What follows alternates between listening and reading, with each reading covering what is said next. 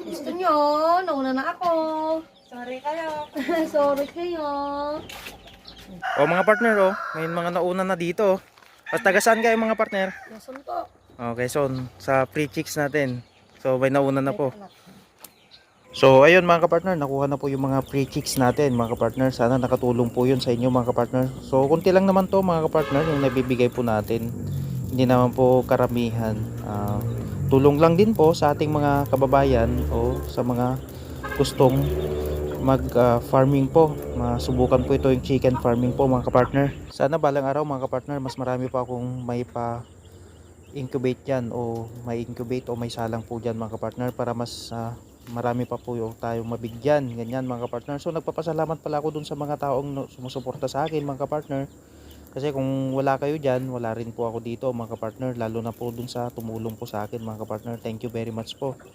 So dun sa may gusto pa ng free chicks mga kapartner, abang-abang lang kayo dyan mga kapartner. At marami pa akong pamamigay po dyan, pero sa ngayon wala pa po akong may pamigay. So pasensya na lang po dun sa mga hindi pa nakakuha mga partner. Pabilisan lang po kasi ito mga partner. At sa mga top fan po natin dyan, sila yung mabibilis po mga partner.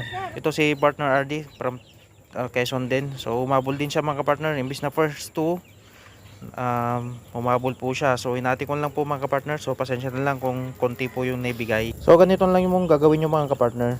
So lagyan nyo lang po ng beddings niya na papel. Magpalit po kayo 3 times a day mga kapartner para hindi po nila makain po yung ipot nila mga kapartner. So dapat may candescent light po kayo para ma-maintain po yung init niya mga kapartner. Kayahin nyo lang po yung brooding ko dyan mga kapartner. Karton lang po yan na malaki mga kapartner. Pag bumili kayo ng mga chicks mga kapartner, ganyan po. Dapat may brooding po kayo, may ilaw, ganyan mga kapartner. And then pwede nyo na pong pakainin agad ng chicken booster mga kapartner. After 21 days mga kapartner, pwede na po yung starter. So ito yung mga chicken ko na po na nanggaling po doon mga kapartner. 3 weeks pa lang po mga ito mga kapartner. Ganun po sila kabilis lumaki.